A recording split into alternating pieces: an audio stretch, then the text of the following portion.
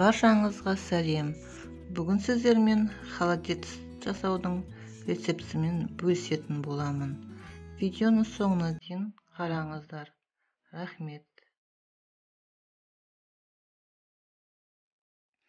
Сиырдың екі сирағын алып бөліп, кастрөлкеге салып, үстіне 2 лавр жапырағы мен 1 ас қасық тұз саламыз.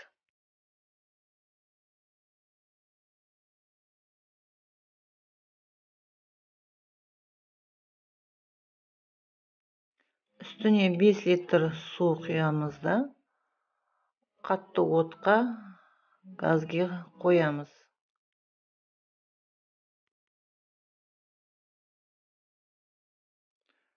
Қайнағаннан соң көбігін алып жай отқа 2 сағат қайнатамыз.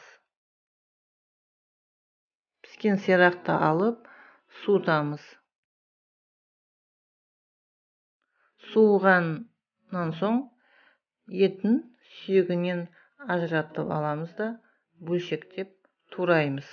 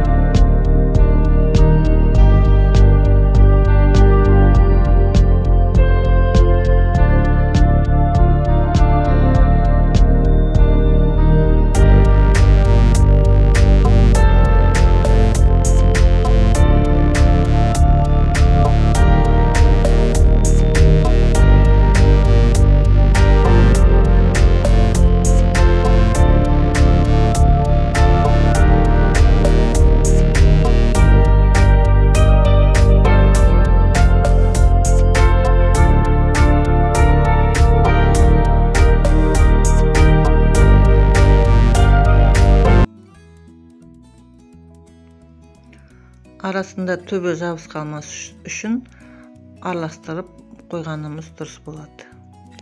Дайын массамызды ыдыстарға құйып, суытып, холодильникке салып қоямыз.